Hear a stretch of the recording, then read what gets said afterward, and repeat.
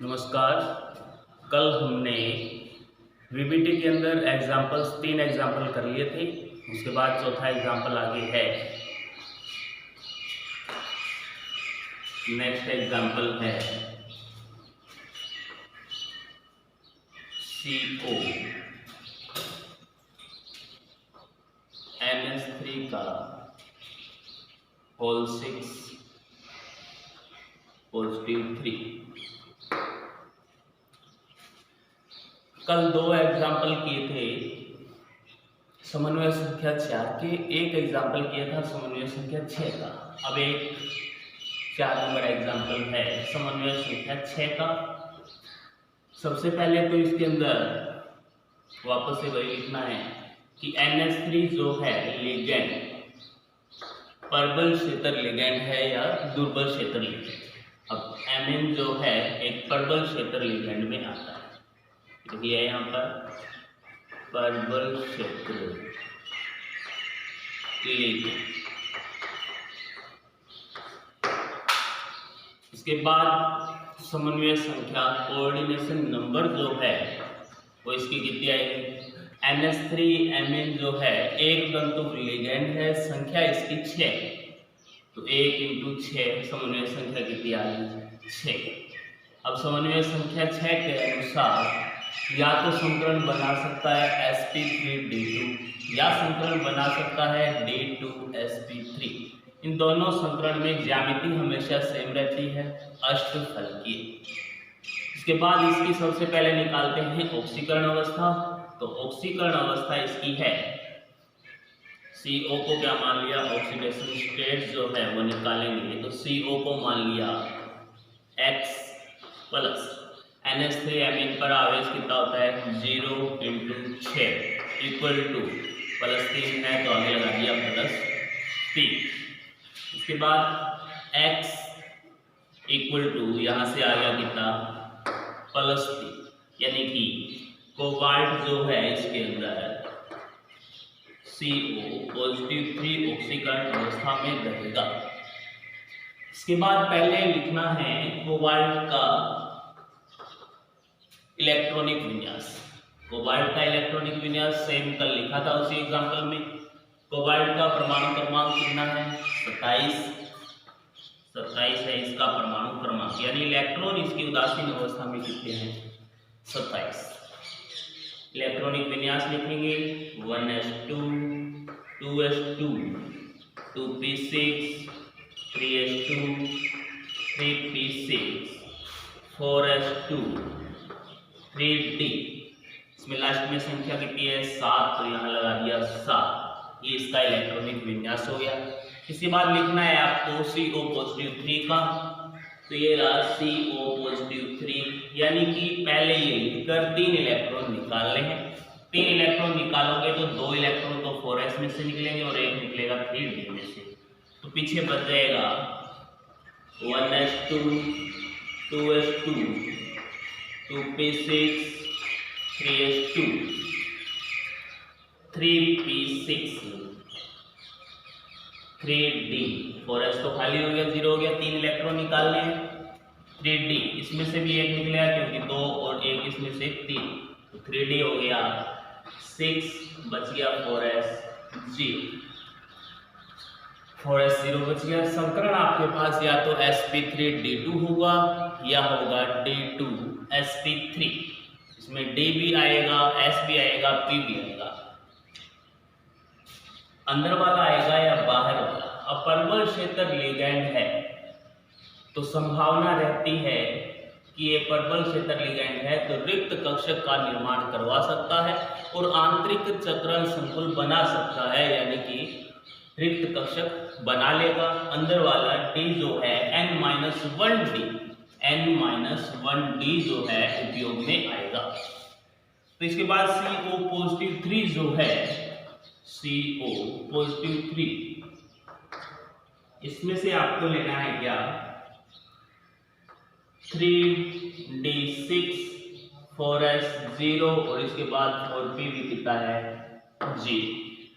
3d में electron भरे जाएंगे, पहले कितने 6, d में में कक्षक है 5, 2, 3, 4, 5। एस में कक्षक हो गया 1 और पी में है 3। ये तो कक्षक हमेशा सेम ही रहते हैं, इलेक्ट्रॉन कम ज्यादा हो सकते हैं तत्वों के अनुसार। तो 3d तो है 6, 4s है 0 और 4p में कितना है 0। डी में इलेक्ट्रॉन बनेंगे 1, 2, 3, 4, 5 और छठा इलेक्ट्रॉन विपरीत चक्रण का पहले कक्षक। एस में खाली है। अब संकरण जब लिगैंड उपस्थित होंगे तब CO NH3 का होल 6 पॉजिटिव 3।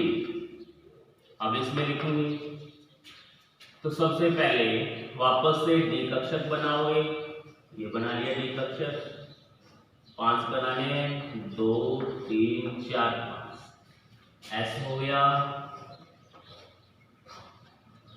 और वापस से पी।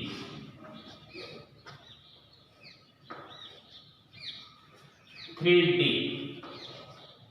6, 4s वापस से सेम रहेंगे, 4p में 0।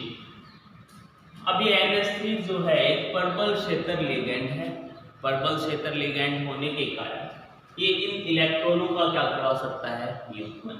अब संकरण की बात आई थी तो या तो संकरण इसमें हो सकता है sp3d2 या हो सकता है d2sp3।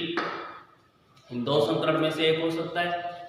अब sp3d2 निकालने के लिए तो अपने को इलेक्ट्रॉन युग्मन करवाने की जरूरत नहीं है, बाहर वाले ले सकते हैं। ये तो तब होता जब यदि ये दुर्बल क्षेत्र लिगैंड होता, लेकिन आपके पास है प्रबल क्षेत्र लिगैंड। प्रबल क्षेत्र लिगैंड है तो संकरण होगा d2sp3। अब d2 बनाने के लिए आपको ये दो कक्षक खाली करने, एक ये और एक ये। इन दो को खाली करने के लिए एक इस इलेक्ट्रॉन को इसमें भेजना पड़ेगा और एक इसको हो गए। तो एक इसमें दो थे ही पहले, इसमें भी 2 इलेक्ट्रॉन हो गए और इसमें भी कितने हो गए 2। खाली कितने हो गए आपके पास 2 कक्षक।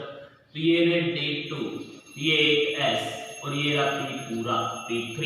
तो संकरण हो गया यहाँ पर d2sp3। d2sp3 संकरण जब होता है तो ज्यामिति कौन सी होती है,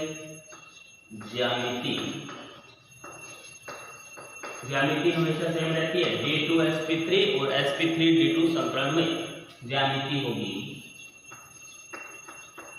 अष्टफलकीय होगी, ज्यामिति अष्टफलकीय। इसके बाद अयुग्मित इलेक्ट्रॉन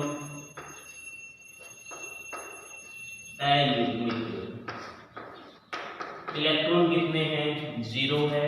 किसी भी डिब्बे में एक इलेक्ट्रॉन है नहीं, यानी किसी भी कक्षक में एक इलेक्ट्रॉन नहीं है तो अयुग्मित इलेक्ट्रॉन की संख्या 0। चुंबकीय आघूर्ण कितना हो गया, वो भी कितना है 0, क्योंकि n का मान 0 है, अयुग्मित इलेक्ट्रॉन 0 है, चुंबकीय आघूर्ण अपने आप कितना होगा 0। रंगीय प्रकृति के बारे में बात करें तो अयुग्मित इलेक्ट्रॉन 0 है तो रंगीय प्रकृति कैसी होगी, रंगीन नहीं होगा। चुंबकीय प्रकृति के बारे में बात करें तो अयुग्मित इलेक्ट्रॉन 0 है तो ये कैसा होगा, प्रति चुंबकीय। इसके बाद इसकी ज्यामिति है, या इससे पहले कहें कि आंतरिक चक्रण संकुल बना है या बाह्य चक्रण संकुल। तो इसमें पहले बता सकूं डी अंदर की तरफ के यूज आए, ये पहले आए हैं डी अंदर वाले यूज संकरण में, तो ये होगा अंदर वाले है तो आंतरिक चक्रण संकुल, यहां लिख देंगे ये है आंतरिक चक्रण संकुल, आंतरिक चक्रण संकुल। ये तो हो गए इसके आंसर्स जो पीछे मुख्यतः पूछे जा सकते। इसके बाद इसकी ज्यामिति बनाने वाली है, और ज्यामिति हमेशा कैसी होती है, अष्टफलकीय, और अष्टफलकीय बनाने के लिए पहले बताया गया है, एक वर्ग बना लो पहले।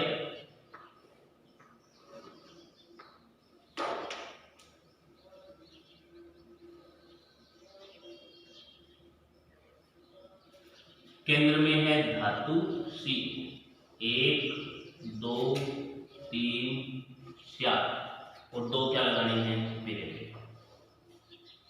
NH3। लिगेंड के रूप में कौन है अपने पास, NH3।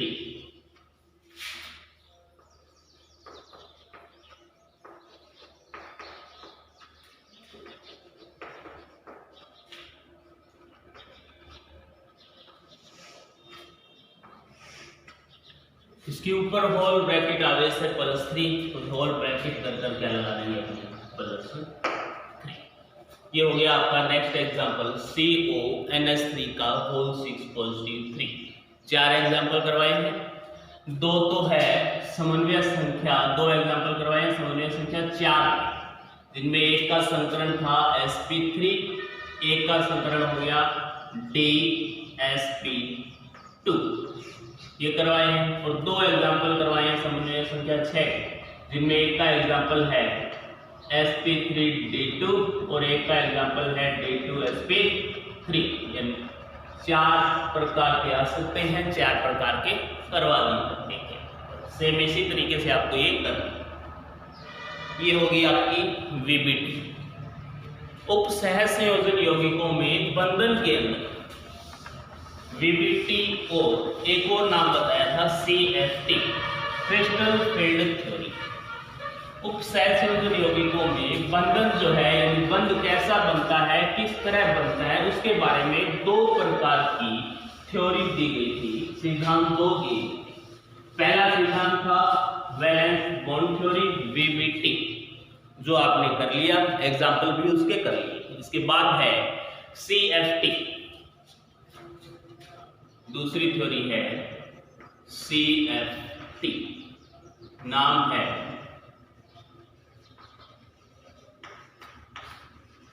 Crystal field theory. Crystal क्षेत्र सिद्धांत, और क्रिस्टल क्षेत्र सिद्धांत जो है यह मुख्यतः डी कक्षक जो है उसके विपाटन पर आधारित है, यानी कि डी कक्षक के विभाजन पर। डी जो है, इसमें आपके पास 5 कक्षक होते हैं डी उपकोष में, 5 DXY। ये जो डी है उपकोष, इसमें कुल मिलाकर 5 कक्षक, अभी तक 5 ही बनाए। एक होता है DXY, एक होता है DYZ, एक होता है DZX। अक्षों के हिसाब से अपने बना लेंगे। ये X एक्सिस है, ये Y एक्सिस है, और ये आपके पास Z एक्सिस है। तो एक तो डी ले लेंगे X और Y का, एक डी होगा Y और Z का, एक डी होगा Z और X का। 3 तो इस प्रकार की होगी, और 2 कक्षक और है। एक होगा DX2Y2, यानी कि X और Y एक साथ आएंगे स्क्वायर। इसके बाद एक होगा DZ2, Z पर अकेले 2 बार आएंगे कक्षक। अब डी कक्षक जो है, इसकी आकृति आपको याद होनी चाहिए हमेशा। डी जो है इसकी कैसी होती है, द्विडंबलाकार।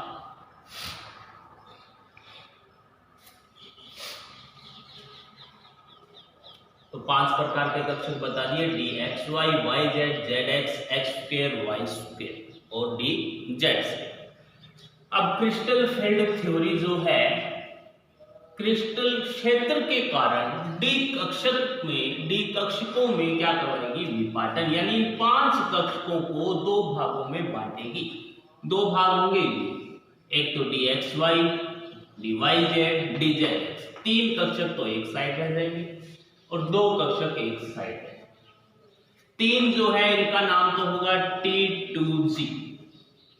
3 का नाम क्या होगा, T2G। एक T होगा, एक 2, एक G।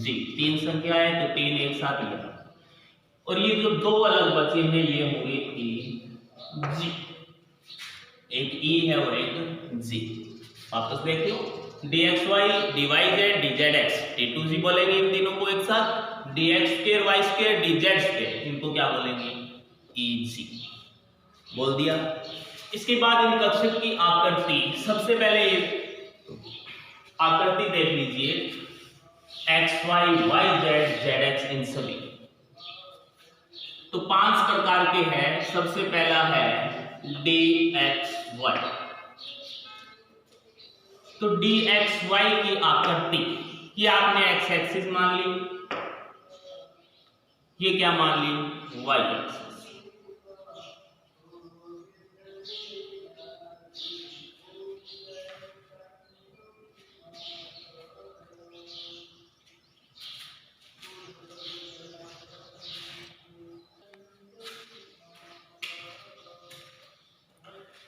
पहली है dxy, ये x एक्सिस है, ये y एक्सिस। तो एक तो ये बना दी x के लिए या y के लिए, एक ये ली x या y, यानी कि dxy जो है अक्षों के ऊपर व्यवस्थित न होकर कक्षक व्यवस्थित कहाँ होंगे अक्षों के, ये x y x है और ये x है, इनके मध्य में व्यवस्थित है, 20-45 डिग्री कोण पर व्यवस्थित है। दूसरा आकृति अपने लेंगे dyz की, तो फर्क इतना ही करना है कि यहाँ पर x y है तो एक को माना है x, एक को y, तो y z है तो एक को मान लेंगे y और एक को मान लेंगे z। वापस से आकृति सेम होगी। सेम इसी के अंदर भी जो अक्ष है उनके मध्य में 45 डिग्री के कोण पर व्यवस्थित है, कौन व्यवस्थित है कक्षक। तीसरी जो है आपकी dz, तो dz में एक को x और एक को क्या माननी है z, इनमें भी क्या होगा अक्षों के मध्य व्यवस्थित है, हो गया व्यवस्थित अक्षों के मध्य। तो याद ये रखना है कि ये dxy dyz dzx इन तीनों को मिलाकर हमने बोला था T2G, यही बोला था। T2G जो है इन सारों में, T2G में जितने भी कक्षक है dxy है dyz है dzx, इन तीनों में कक्षक जो है वो कहाँ व्यवस्थित है x और y या अक्षों के मध्य 45 डिग्री के कोण पर व्यवस्थित है। यहाँ भी सेम है और यहाँ भी सेम, लेकिन दो जो बचे हैं आपके पास, एक तो dx2 y2, चौथा जो है, और एक बचा है आपके पास पांचवा dz, ये व्यवस्थित कहां पर होते हैं अक्षों के ऊपर। तो यहां से x2 y2 है तो ये मान लिया x और ये मान लिया y, इसके ऊपर व्यवस्थित, इसके ऊपर व्यवस्थित, ये कक्षक है आपका dx2 y2। लास्ट बचा dz2, तो ये मान ली इसको z और इसको x, तो x पर आपको नहीं दिखाना, सिर्फ कक्षक को कहां दिखाने हैं आपको z, और z पर दिखाना है तो एक बार ये रहा और दूसरा आप यहाँ ऐसे दिखाओगे कि इसी के ऊपर एक बार और है, तो ये कौन सा हो जाएगा dz2, कौन सा हो जाएगा dz2। याद रखने वाली बात है कि T2G जो है ये वाला, इसमें तो अक्षों के मध्य 45 डिग्री पर व्यवस्थित है और EG जो है इसमें अक्षों के ऊपर व्यवस्थित है।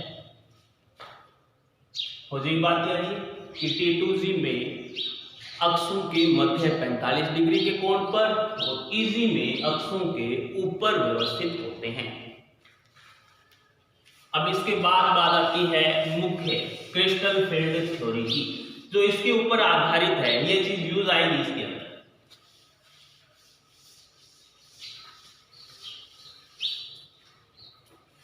तो क्रिस्टल फील्ड थ्योरी का पहला पॉइंट, दोनों की तुलना करते हुए देखेंगे कि क्रिस्टल फील्ड थ्योरी जो है इसके अनुसार धातु जो है वो धनावेशित की तरह व्यवहार करती है, धनावेश की तरह। वह लिगेंड जो है वो किसकी तरह व्यवहार करेगा, ऋणावेश की तरह। धातु जो है वो तो धनावेश की तरह व्यवहार करेगी और लिगेंड ऋणावेश की तरह।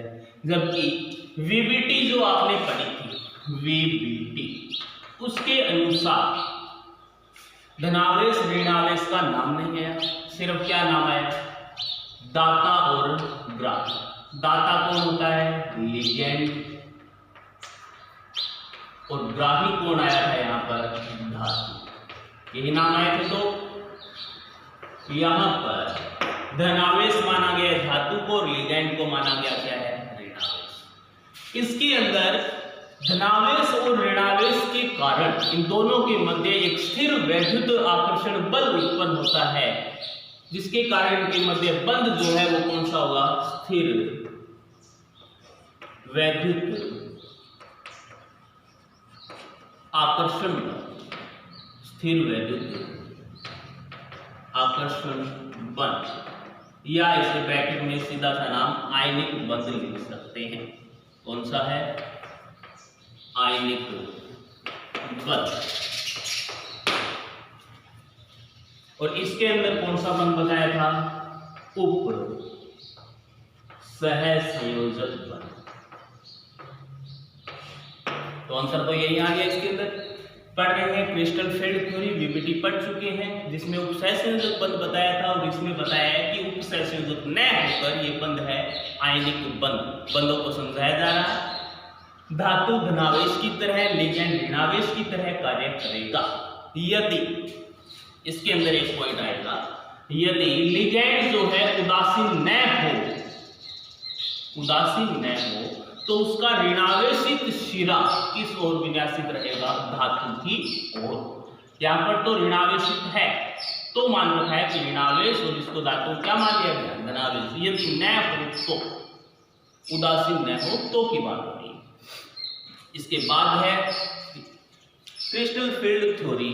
ये जो क्रिस्टल फील्ड थ्योरी है ये उत्पन्न कैसे होती है, जैसे ही धातु जो है लिगेंड के संपर्क में आएगी, धातु जब यौगिक बनेगा, जैसे COF6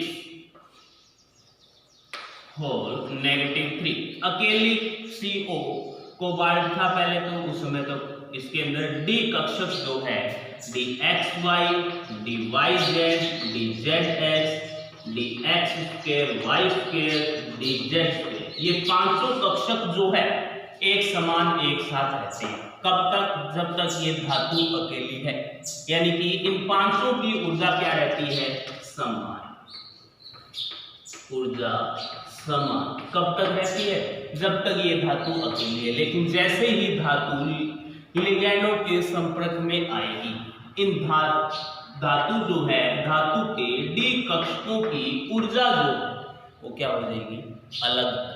ऊर्जा अलग अलग किस कारण होगी, लिगेंडों के क्रिस्टल क्षेत्र के कारण। लिगेंड जो है उनमें क्रिस्टलीय क्षेत्र होता है, जिसके कारण ये धातु के D कक्षक जो है इनका क्या करवा देते हैं, विभाजन। विभाजन के कारण यह दो अलग अलग भागों में विभाजित हो जाते हैं। एक तो बन जाता है T2G और एक बन जाता है EG। इसे ही क्या कहते हैं अपने, क्रिस्टल क्षेत्र विपाटन या क्रिस्टल क्षेत्र सिद्धांत। क्रिस्टल क्षेत्र विपाटन बोल दो, क्रिस्टल क्षेत्र विभाजन बोल दो, या क्रिस्टल क्षेत्र सिद्धांत। क्रिस्टल क्षेत्र इसलिए बोला गया कि लिगेंडों के क्रिस्टलीय क्षेत्र के कारण धातु के D कक्षकों का क्या हो रहा है, विभाजन। इसलिए क्या बोल दिया, क्रिस्टल क्षेत्र विपाटन। अब बात करते हैं, जब तक इन 500 D कक्षकों की ऊर्जा समान है, या जिन कक्षकों की ऊर्जा समान होती है उनको क्या बोलते हैं, समभ्रंश कक्षक। क्या बोलते हैं, समभ्रंश कक्षक। यानी कि 5 कक्षक थे, जब तक लिगेंड संपर्क में नहीं आया तब तक इन 500 की ऊर्जा क्या है, समान। 500 की ऊर्जा समान है, तो इन 500 को एक साथ क्या बोला जाएगा, समभ्रंश कर्षण। जैसे ही लिगैंड संपर्क में आएंगे क्रिस्टल क्षेत्र के कारण ये क्या हो जाएंगे, विभाजित या विपाटन हो जाएगा, जिस कारण एक तो बन जाएगा T2G, एक बन जाएगा Eg। अब इन T2G और Eg कैसे बनते हैं, इनमें ऊर्जा ज्यादा किसकी होगी, ऊर्जा कम किसकी होगी, दो अलग अलग क्षेत्र में विभाजित होंगे तो एक की ऊर्जा T2G या Eg, इन दोनों में से एक की ऊर्जा क्या हो जाएगी, कम, और एक की क्या हो जाएगी, ज्यादा। अब किस भाग में कम होती है ऊर्जा, किस भाग में ऊर्जा ज्यादा होती है, वो आगे देखा जाएगा कि क्रिस्टल फील्ड थ्योरी जो है वह कितने प्रकार की बताई गई है, 2 प्रकार की। क्रिस्टल फील्ड थ्योरी कितने प्रकार में, 2। एक तो अपने पढ़ेंगे अष्टफलकीय संकुल में और एक है चतुष्फलकीय संकुल में।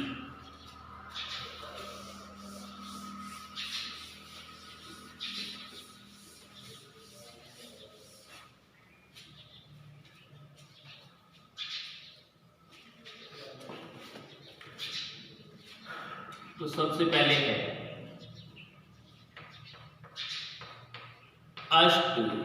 अष्टफलकीय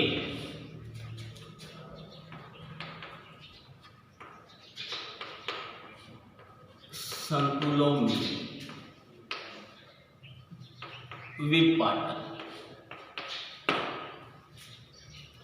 अष्टफलकीय संकुल में विपाटन यानी कि आपके पास आकृति दी गई है अष्टफलकीय, और अष्टफलकीय आकृति तभी संभव हो सकती है जब समन्वय संख्या कितनी हो किसी की, 6।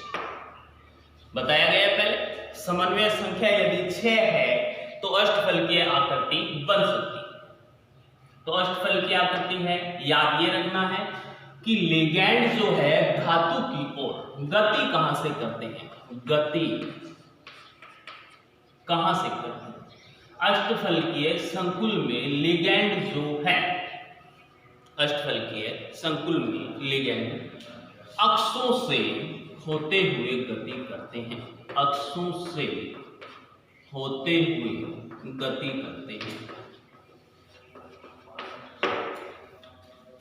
परिभाषित यही हो गया इसी बात से। अब कैसे हो गया ये देख लो कि पहले अभी ज्यामिति मैंने बनाकर आकृति बताई थी, 500 डी कक्षकों की dxy yz zx x2 y2 z2 t। इनमें से बताया था T2G जो है वो अक्षों के मध्य होते हैं। कहाँ होते हैं, अक्षों के मध्य। और Eg जो है ये बताया था कहाँ व्यवस्थित होते हैं, अक्षों के ऊपर, अक्षों के ऊपर। तो 2 प्रकार पहले बता चुका हूं। अब जहां से गति होगी अक्षों के ऊपर से, अष्टफलकीय संकुल में लिगैंड जो है धातु की तरफ अक्षों से होते हुए आते हैं, और अक्षों के ऊपर व्यवस्थित कौन से कक्षक है, Eg। तो T2G और Eg इन दोनों में से प्रतिकर्षण अधिक किस पर लगेगा, जो नजदीक होगा। गति लिगैंड कर रहे हैं अक्षों के ऊपर से, और अक्षों के ऊपर से लिगैंड आ रहे हैं, और अक्षों के ऊपर ही कौन है, Eg। तो Eg और लिगैंड आपस में संपर्क में आएंगे, इसलिए Eg पर प्रतिकर्षण, Eg पर प्रतिकर्षण अधिक लगेगा किसके मुकाबले, प्रतिकर्षण अधिक किसके मुकाबले, T2G से।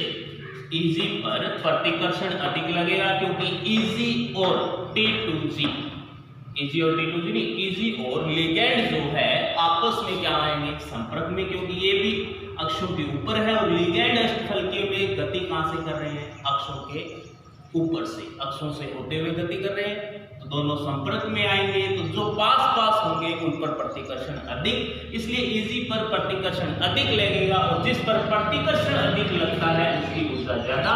तो Eg की ऊर्जा अधिक, Eg की ऊर्जा क्या हो जाएगी यहाँ पर, अधिक, इसके मुकाबले T2G के मुकाबले। तो T2G पर प्रतिकर्षण क्या लगेगा, कम। T2G पर प्रतिकर्षण कम है तो T2G जो है उसकी ऊर्जा भी क्या होगी, कम। बात ये याद रखनी है कि जिस पर प्रतिकर्षण अधिक लगेगा उसकी ऊर्जा भी क्या होगी, अधिक। जिस पर प्रतिकर्षण कम होगा उसकी ऊर्जा क्या होगी, कम। अब इस पर प्रतिकर्षण अधिक लगा, क्यों? क्योंकि इजी जो है वो संपर्क में आ रहा है या पास स्थित है किसके, लिगैंड के। क्योंकि अष्टफलकीय संकुल में लिगैंड जो है अक्षों से होते हुए गति कर रहे हैं, अक्षों से होते हुए गति करेंगे, इसलिए आप उसमें संपर्क में आएंगे। संपर्क में आने पर इन पर प्रतिकर्षण अधिक लगेगा, प्रतिकर्षण अधिक लगने के कारण इजी की ऊर्जा जो है क्या हो जाएगी, अधिक। और T2G अपने आप क्या रह जाएगा, कम। यानी प्रतिकर्षण कम लगेगा, ऊर्जा उसकी क्या रहेगी, कम। अब विपाटन कैसे करना है ये देख लो। आपके पास 5 कक्षक थे,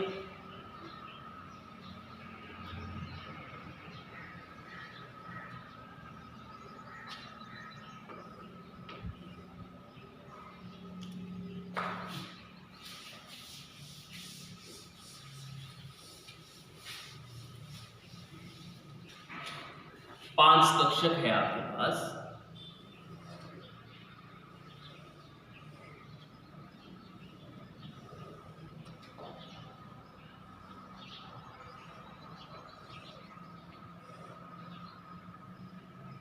ये कौन सा है, डी कक्षक।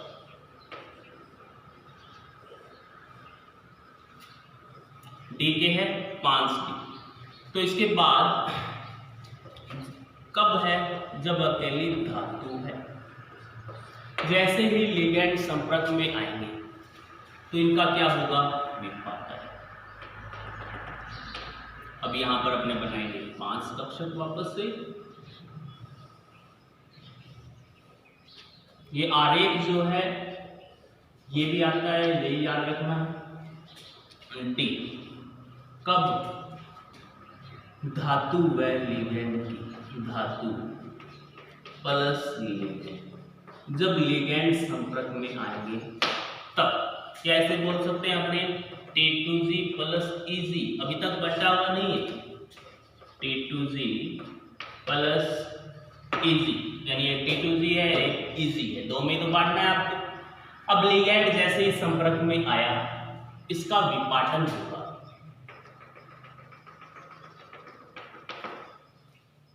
विपाटन किसमें होगा, 2 भाग। आप पढ़ रहे हो अष्टफलकीय में, और अष्टफलकीय में अभी बताया कि Eg पर प्रतिकर्षण अधिक है, ऊर्जा जो है Eg की ऊर्जा ज्यादा बताएगी, अधिक है किससे, T2G की ऊर्जा से। तो Eg की ऊर्जा अधिक है T2G से, इसलिए ऊपर जो स्थित होता है वो कौन होता है, जिसकी ऊर्जा अधिक, और नीचे जो आएगा कौन सा होगा, जिसकी ऊर्जा क्या होगी, कम। तो यहां से एक तो बनाएंगे अपने नीचे और एक अपने काम बनाएंगे ऊपर। विपाटन ही तो दर्शाना है। कुल ऊर्जा तो हमेशा रहती है दोनों की समान, लेकिन एक में तो हो जाती है कम और एक में हो जाती है अधिक, इसलिए एक को नीचे और एक को कहां बनाना है, ऊपर। अब ऊपर किसको बनाओगे, नीचे किसको बनाओगे।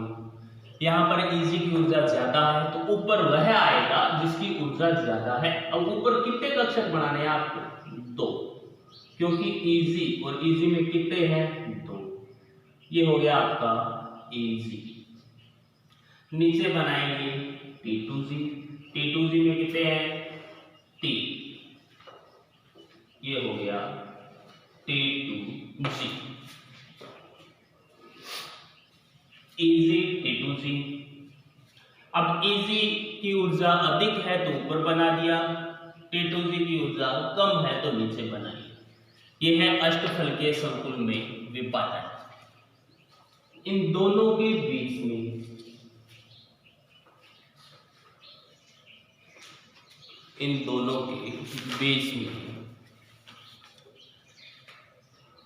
दस dq का मान होता है। ये दोनों का बीच का जो अंतर है, Eg कक्षक और T2G कक्षक, इन दोनों के मध्य ऊर्जा अंतर को अपने क्या कहते हैं, विपाटन ऊर्जा। Eg कक्षक और T2G, इन दोनों के मध्य के ऊर्जा अंतर को क्या कहेंगे? विपाटन ऊर्जा। विपाटन हुआ है तभी तो ऊर्जा संभव हुई है इनके मध्य अंतर ऊर्जा के अंदर, इसलिए इसको क्या बोल दिया? विपाटन ऊर्जा। और इनका मान हमेशा कितना बताना है? 10 dQ। अब 10 dQ में ये जो लाइन मध्य वाली होती है, इससे नीचे माइनस साइन रहेगा, ऊपर रहेगा प्लस। हमेशा नीचे माइनस का, ऊपर प्लस। अब नीचे जो है, यदि यहाँ पर 3 कक्षक है, T2G है, तो T2G के साथ आएगा 4 और Eg के साथ हमेशा क्या आता है? 6। ये dQ हो गया और ये भी क्या है? dQ। ये ऊर्जा है इनके मध्य, ये याद, ठीक है। इसके नीचे ये चित्र किसका है? अष्टफलकीय संकुल में विपाटन। ये हो गया आपका विपाटन आरेख, इसमें अष्टफलकीय संकुल में। मुख्यतः तो ये तैयार रखना, अष्टफलकीय संकुल में पूछा ये जाएगा कि अष्टफलकीय संकुल में Eg की ऊर्जा अधिक होती है या T2G की? Eg की ऊर्जा अधिक होती है। हो गया स्पष्ट। इसके बाद नेक्स्ट है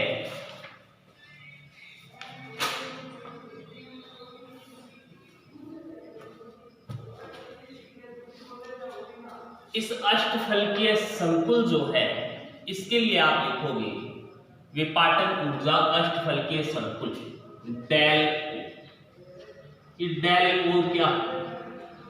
अष्टफलकीय संकुल, अष्टफलकीय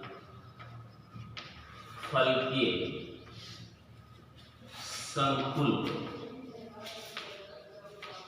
की विपाटन ऊर्जा, अष्टफलकीय संकुल की विपाटन ऊर्जा। इसके बाद चतुष्फलकीय पढ़ेंगे तो उसके अंदर आएगा डेल T। डेल का अर्थ है विपाटन ऊर्जा। कौन से संकुल की है वो इसके आगे लिखा हुआ शब्द बताएगा। O का मतलब है ओक्टाहेड्रल यानी कि अष्टफलकीय, और T का मतलब है टेट्राहेड्रल यानी कि चतुष्फलकीय।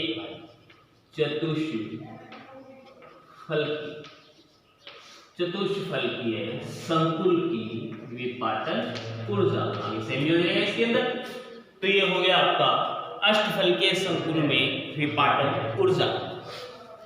अब अष्टफलकीय संकुल के अंदर विपाटन अधिक होगा या कम, वो निर्धारित करता है एग्जाम्पल जो आपको दिया गया है उस प्रकार। विपाटन लिगैंड जो है, एग्जाम्पल जो दिया गया है उसके अंदर लिगैंड यदि प्रबल है तो विपाटन अधिक होगा। अष्टफलकीय संकुल के अंदर यदि लिगैंड जो है दुर्बल है तो विपाटन होगा कम। इसके बाद नेक्स्ट क्लास में